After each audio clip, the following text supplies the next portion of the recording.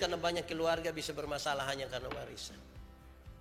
Banyak kakak adik itu bisa saling tidak mengenal dan bahkan saling berupaya untuk menghancurkan satu dengan yang lain hanya karena warisan. Padahal mungkin dulu dorang bagus sayang.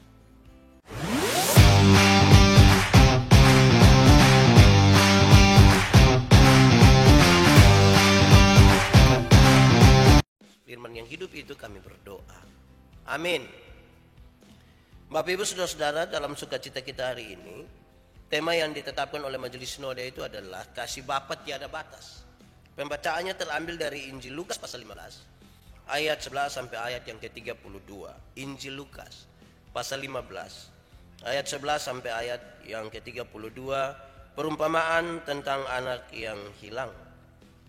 Yesus berkata lagi, ada seorang mempunyai 2 anak laki-laki.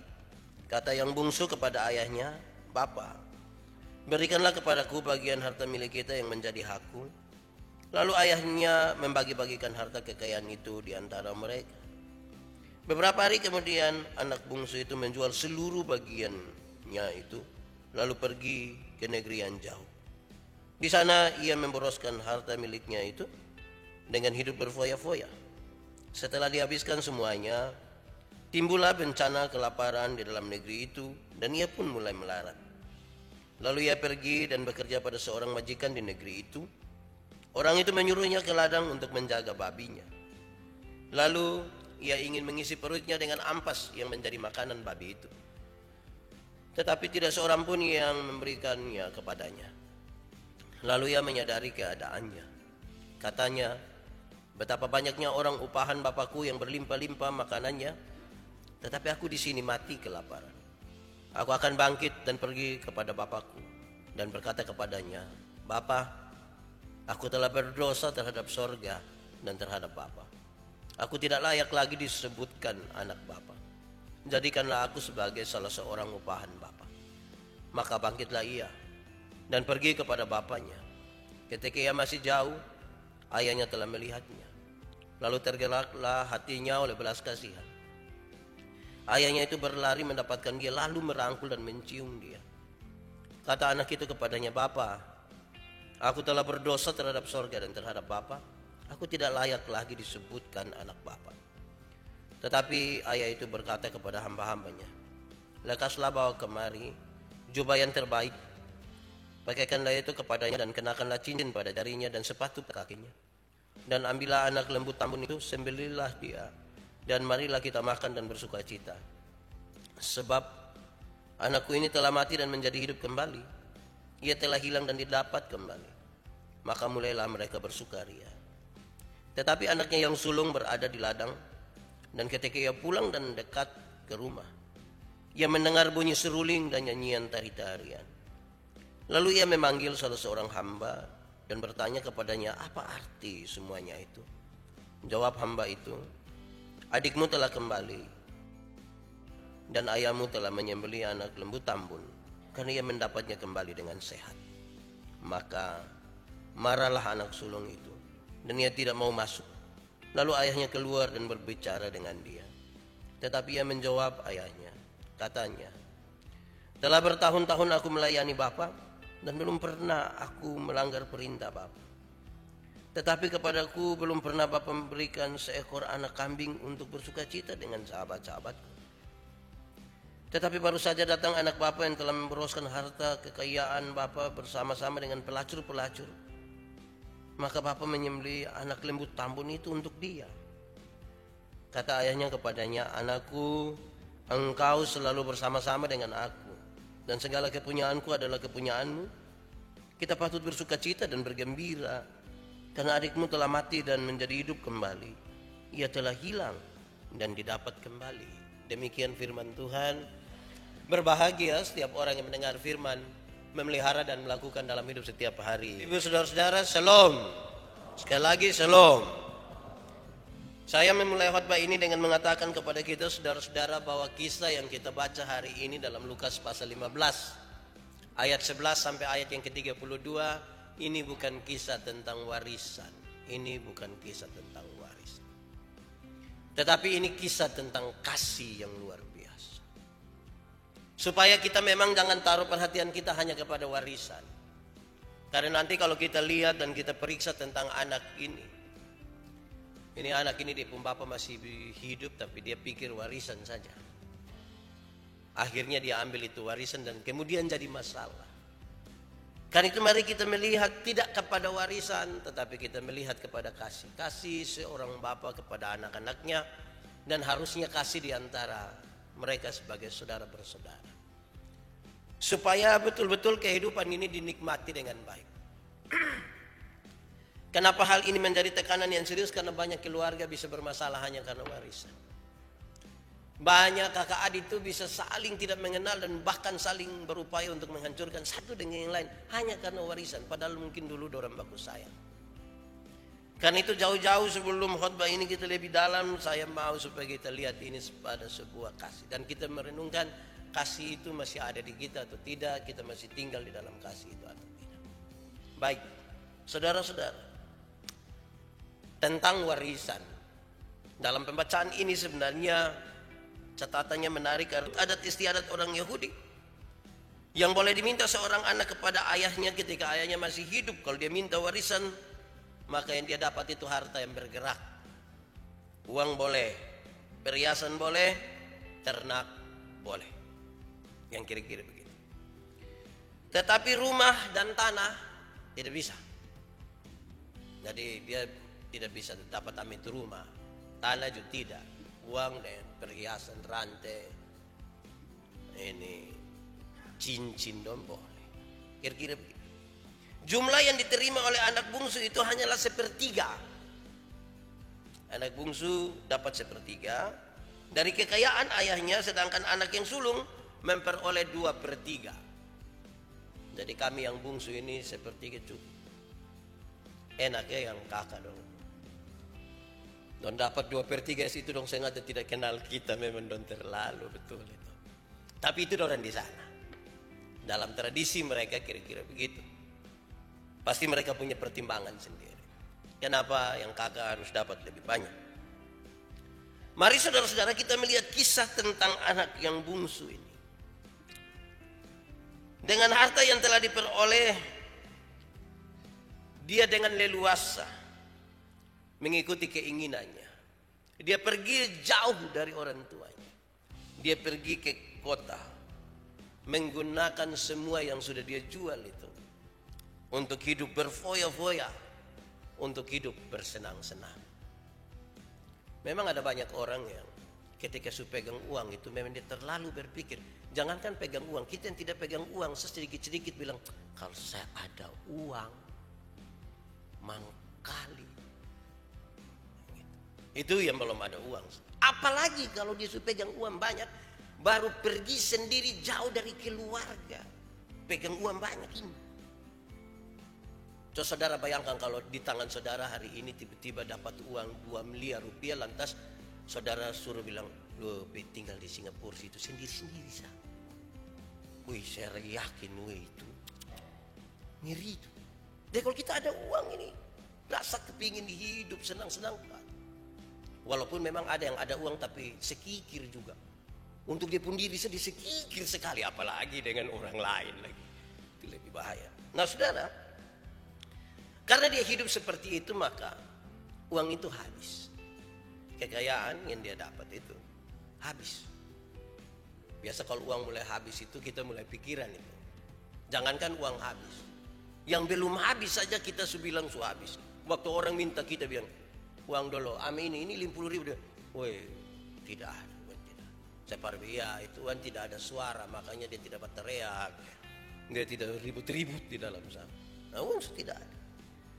Lebih parah lagi saudara-saudara bahwa ketika uang tidak ada, tiba-tiba negeri tempat anak bungsu ini pergi, negeri itu mengalami bencana kelaparan. Uang tidak ada bencana kelaparan. Wah, ini bahaya betul ini. Yang uang ada saja tapi kelaparan. Kita mau dapat beli makanan di mana? Apalagi sudah tidak ada uang sama sekali. Ini anak hidup terlunta-lunta. Dia pun kehidupan sangat mengenaskan.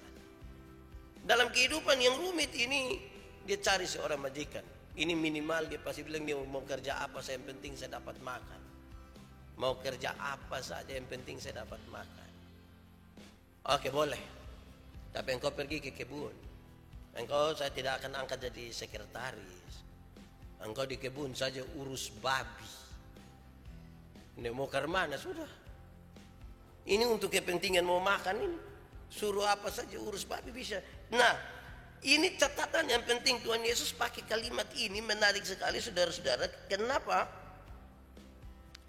Karena babi itu haram, babi itu najis dalam cara berpikir mereka. Babi ini haram. Di sana kan tidak ada si babi toh. Aroma tidak ada di sana. Itu haram. Tetapi mau tidak mau dia harus ada dan bekerja di situ. Dia terpaksa makan ampas.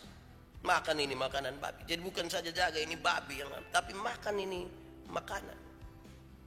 Betul-betul dia ada pada sebuah kondisi yang rumit sekali. Kalau gambarannya seperti itu, terus saya tambah satu pertanyaan kecil. Ini siapa salah ini? Siapa yang salah?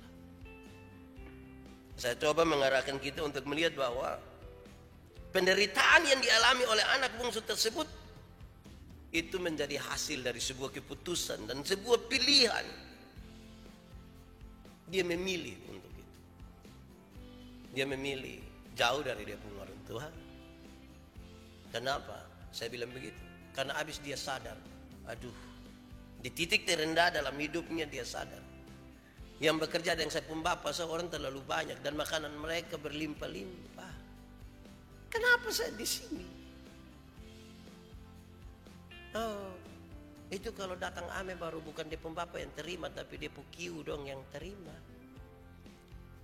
Dia pun om, dia pun tante yang terima. Lu pun mau tau?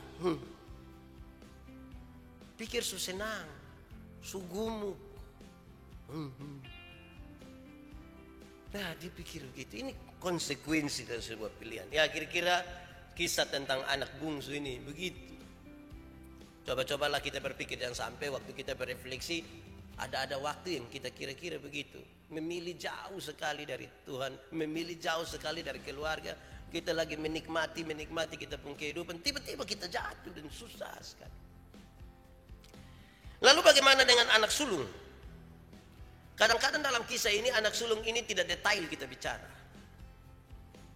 Saya mau ajak kita melihat kisah sedikit tentang anak sulung ini. Rupa-rupanya anak sulung ini tidak senang ketika dia pun bapak terima ini anak bungsu. Ini anak sulung tidak senang. Dia rasa tidak nyaman ketika dia pun bapak menerima ini anak bungsu ini kembali. Bagi anak sulung ini saudara-saudara, adiknya itu sama sekali tidak layak untuk menerima penerimaan dan pengampunan dari papanya. Dia pasti punya argumentasi yang sangat kuat. Untuk dia anak model begini tidak perlu biar dia tahu diri. Dia tidak senang. Apalagi bukan saja terima, tapi bikin pesta kasih ini anak. Menurut saudara, kalau saudara kerja di rumah setengah mati begitu, terus anak satu yang foya-foya pulang datang jo, waktu panggang amekas dia satu ekor putar-putar baru. Saudara senang ya? Biar terus bapak terus. Anak kesayangan dan jaya atur saya bapak. Saudara senang. Saya kira kita pun perasaan jo mungkin kira-kira sama lah begitu. Protes. Saudara bahkan kalau kita lebih dalam melihat teks ini menarik karena anak sulung ini enggan, bahkan dia tidak mau sebut itu anak itu sebagai dia pu adik. Dia tidak sebut bilang, kenapa kau adik datang ini bikin begini. Tapi dia sebut bapak pu anak. Dia tidak sebut adik atau siapa, dia sebut bapak pu anak. Untung bapak itu kalau tidak belum punya dia. Dia tidak sudi menyebut, bahkan sebut adik saja dia tidak mau. Dia menolak. Dia memakai sebutan anak bapa. Sebenarnya terbersit di situ bahwa dia menolak untuk mengakui bahwa ini sebuah adik. Dia menolak untuk mengakui. Memang ketika kita punya saudara satu, kalau dia sudah terlalu nakal, kalau semua orang omong-omong dia pun tidak baik, tuh kayak mau menyangkal dia itu. Jangankan adik, kakak, suami, istri, saya merentah salah sedikit itu kita mau menyangkal dia, sayang dia, jadi ya tidak jadi menyangkal mah hati. Beberapa orang memang itu cere suku, cere omong cere kira-kira tidak boleh. Orang yang sudah menikah itu satu kata yang harus kasih hilang dari dia pun mulut dan dia pun kamus kehidupan adalah kata cerai.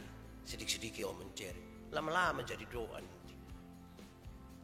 Buang sudah. Di sini ada yang sedikit-sedikit omong begitu. Ya, jangan, saudara. Bahkan anak sulung ini telah memberikan sebuah stempel, sebuah stigma bahwa adiknya hanyalah seorang yang gemar memberoskan harta, bahkan hidup dengan para pelacur. Ini anak ini hanya kerja habis uang, hiduplah dan pelacur-pelacur baru datang kembali. Dia bicara itu, ini dia adik sendiri. Entah apa yang buat dia seperti begitu, tapi yang pasti dia tidak bisa terima itu kenyataan, itu keadaan dia tidak mau terima. Kita jangankan itu, kita yang ada baik-baik hidup dengan kita pun keluarga, istri, suami, anak-anak.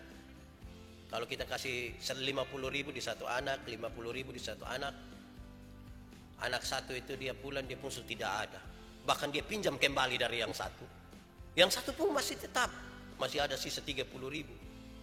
Ketika bicara tentang don dua, kadang-kadang dia pun papa mama bisa bilang, yang satu tuh jangan pegang duit. Habis memang persis kayak di pembapa waktu dulu, kira-kira begitu. Jadi stigma ini dia pun kakak kasih. Singkatnya saudara-saudara, anak sulung itu tidak mau lihat sebuah realitas bahwa adiknya bisa bertobat, adiknya bisa berubah. Dia tidak mau lihat itu. Bagi dia yang salah itu salah. Bagi dia ini anak ini tidak pantas terima pengampunan. Padahal ada sebuah realitas lain. Kenyataan telah membawa ini anak ini. Sampai kemudian dia sadar akan sesuatu dan dia mau kembali. Tetapi dia pun kakak memang pikir tidak bisa. Tidak jujur terhadap realitas bahwa ada pertobatan dan penyesalan dari adik.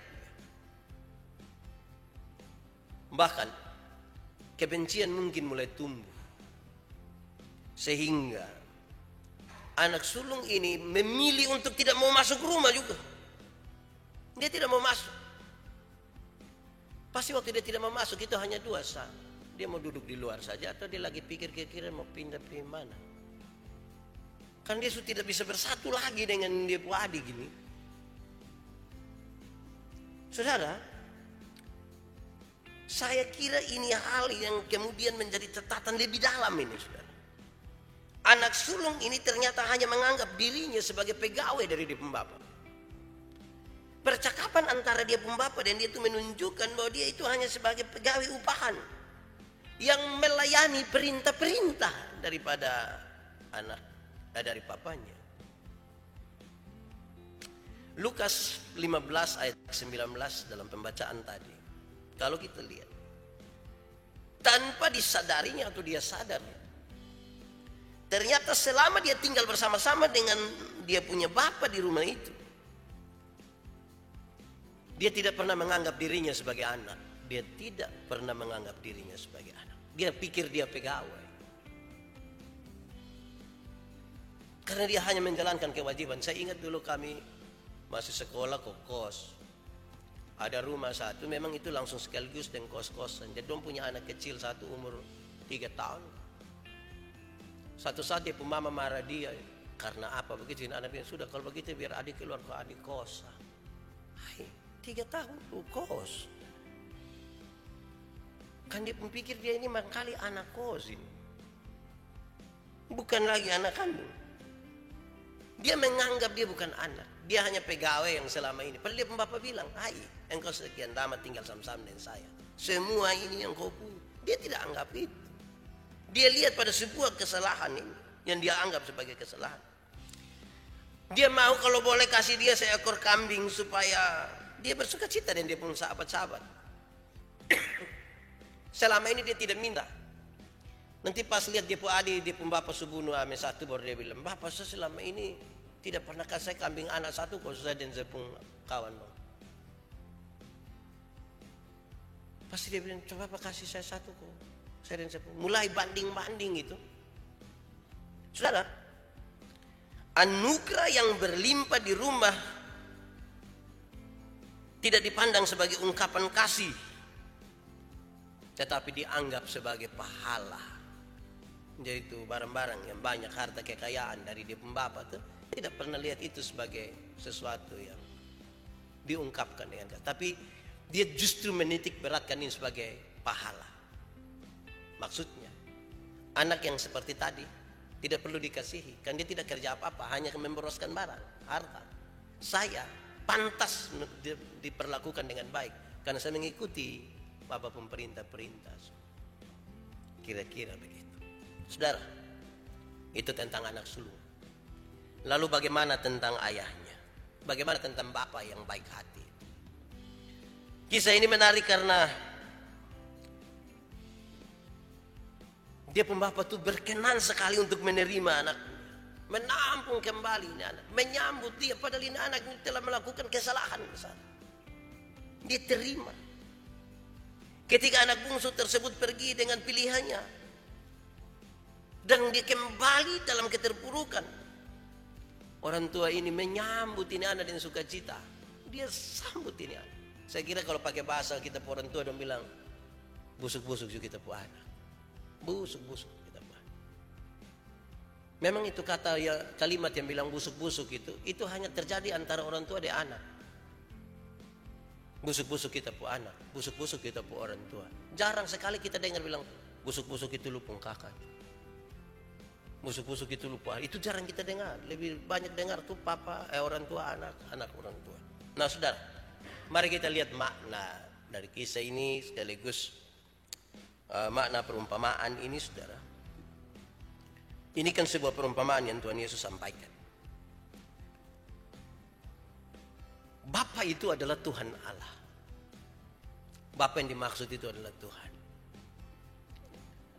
Tuhan mau menerima setiap orang seperti Bapa menyambut anak-anaknya.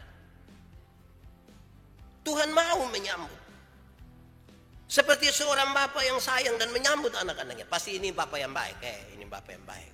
Karena ada Bapa juga yang dia mau menyambut anak-anaknya. Saya mencatat saudara-saudara bahwa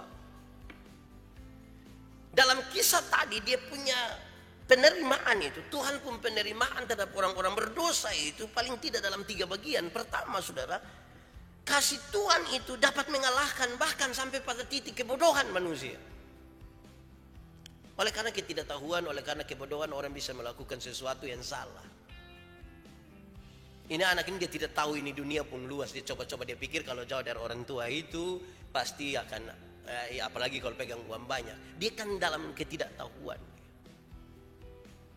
Nanti ketika dia mengalami sesuatu, dia sadar sesuatu, dia pulang, Tuhan menerima dia. Kasih Tuhan itu bahkan melewati kita pun kebodohan. Atau kalau saya tambah satu, melewati kita pun kepintaran juga. Kadang-kadang orang terlalu pintar sampai bikin sembarang. Yang bikin kacau ini Indonesia ini orang pintar. Yang bisa rakit bom itu kan tidak mungkin orang bodoh. Tamat dari SD mana pun tidak, orang pintar yang bisa rakit. Saya sendiri tidak bisa rakit bom. Ada banyak orang yang pintar, dia menggunakan dia punya akal pikiran ini untuk putar-putar untuk tarik keuntungan yang bukan dia punya hak pribadi, dia bisa bikin jadi hak pribadi. Jadi Tuhan itu yang penting kita mau bertobat, kita mau datang kepadanya, dia sambut kita melebihi kita pun kebodohan dan melebihi kita pun kepintaran yang telah membuat kita jauh dan jatuh di dalam dosa. Kasih Bapa yang luar biasa. Makanya saya kira tema ini serius. Kasih Bapa itu tidak terbatas. Memang kalau bilang omong lebih dari kebodohan itu memang kasih Tuhan luar biasa. Kenapa? Karena kalau pintar itu biasa ada batas. Orang pintar sekali, tapi tetap ada batas. Yang biasa tidak ada batas itu bodoh. Itu satu bodoh itu tidak ada batas betul. Nah kasih Tuhan ini lewat lagi itu. Ini memang kasih Tuhan luar biasa. Pintar ada batas, bodoh itu yang biasa terlalu itu, loss itu dia. Tapi kasih Tuhan lebih besar itu. Pertama. Kedua, saudara, kasih Tuhan itu mampu menerima orang-orang yang bukan saja tadi sudah bodoh, terlalu pintar dan buat kesalahan, tetapi yang sudah terlanjur jatuh dalam godaan-godaan yang menyesatkan. Godaan yang menyesatkan. Kadang-kadang kita duduk baik-baik, tapi kan ada godaan-godaan ini menyesatkan. Kita jatuh di dalamnya. Kasih Tuhan menyambut kita. Tetapi ini kalimat saya sangat hati-hati bicara supaya jangan ada yang bilang, oh ternyata walaupun kita tergoda, Tuhan masih sambut kita. Ayo, tergoda. Wah itu jangan begitu. Maksudnya kalau memang sudah jatuh, Tuhan masih mau terima. Ketiga, kasih Tuhan itu luar biasa, tidak terbatas. Kenapa? Melewati pemberontakan manusia kepada Allah yang dilakukan dengan sukarela. Kalau tadi itu tergoda, yang kedua tadi tergoda. Yang pertama tadi karena tidak tahuan. Tapi yang ketiga berkaitan dengan sukarela. Dia tahu ini salah, dia merelakan dirinya untuk itu. Kasih Tuhan yang tidak terbatas melakukan. Dia sudah tahu ini nih sambal pakai kurus padi.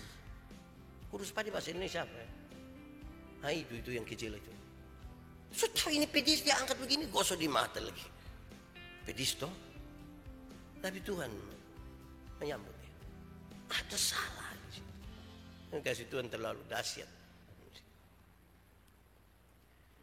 Saudara, itu tadi Bapak itu.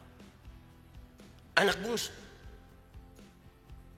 Kalau kita baca di ayat 1, pasal 15 ayat 1, ayat 2, kita dapat dapat melihat Yesus lagi bicara dengan siapa-siapa. Anak bungsu adalah para pemungut cukai dan orang-orang berdosa. Dulu kalau kerja sebagai pemungut cukai itu dianggap sebagai manusia paling berdosa di dunia. Dia sama hal dengan orang yang tidak mengenal Tuhan Allah. Dia orang berdosa sekali. Dan inilah orang-orang berdosa.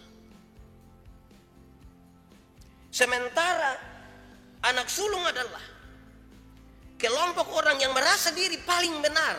Kalau kita baca di awal, di ayat 1 dan ayat 2 kita temukan orang-orang yang merasa diri benar dan salah itu adalah orang-orang Farisi dan ahli Taurat. Mereka merasa mereka sudah melakukan ini perintah-perintah. Mereka merasa mereka baik. Mereka merasa harusnya mereka yang lebih dari semua. Saudara, lantas di antara kelompok ini, orang yang dikategorikan sebagai orang berdosa dan pemungut cukai, dalam perjumpaan dengan ini soal pikiran dan tindakan-tindakan mereka, orang-orang benar dan saleh, yang merasa benar dan saleh, Farisi dan ahli Taurat. Tentunya ada kecenderungan untuk orang melihat kesalahan-kesalahan.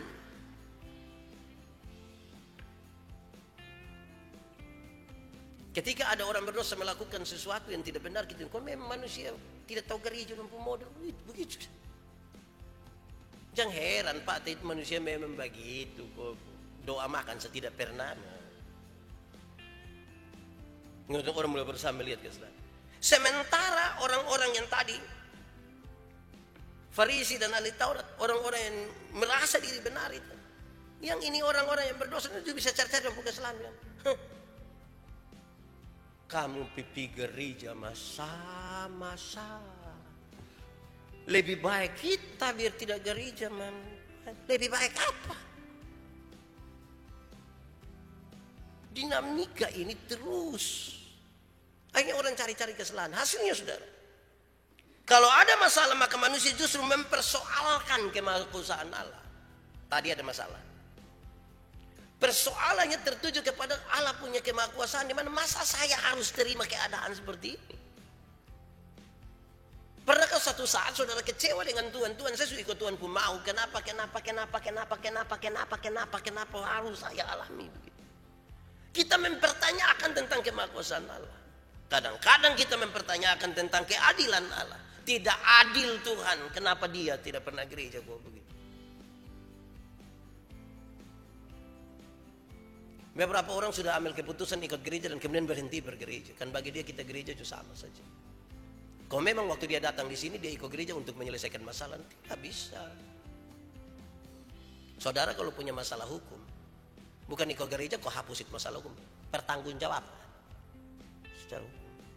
Tuhan berikan kekuatan. Jadi kadang-kadang orang ketika ada masalah mempersoalkan kemahakuasaan Allah. Masa Bapak yang kau terima itu anak yang tiap hari memboroskan harta dan lain sebagainya. Kita mempersoalkan seolah-olah kalau Tuhan perlu, ya biar perlu kita, saya tidak usah dia. Terus tinggal. Ya Tuhan bukan begitulah. Jangan bangun perspektif tentang Tuhan itu seperti kita manusia yang pilih-pilih kasih. Dia berkehendak untuk mengasihi siapapun.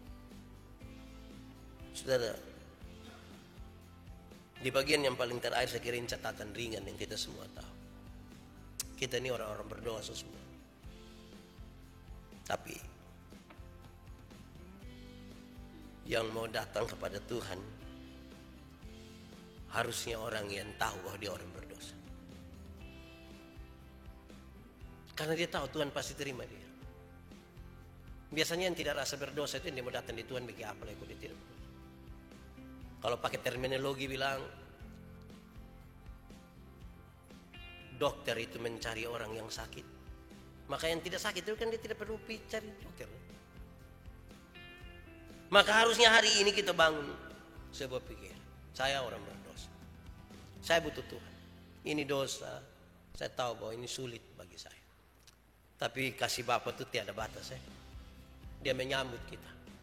Saya percaya setiap orang yang tersentuh hatinya, setiap orang yang menyadari kesalahan dan apapun yang sementara dia jalani sebagai pelanggaran terhadap apa yang Tuhan mau, dia ambil keputusan hari ini datang dan Tuhan menerima dia. Mari kita berdoa. Ya Tuhan Allah,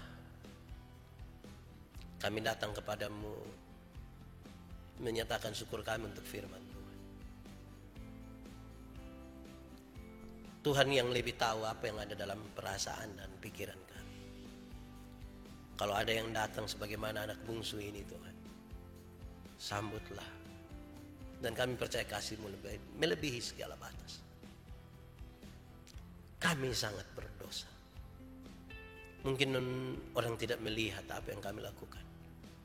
Tapi diam-diam tersembunyi, banyak yang kami lakukan tidak berkenan kepadamu. Bahkan dalam pikiran dan perkataan kami. Biarlah firman-Mu menjadi pelita bagi kaki kami, terang bagi jalan kami. Amin.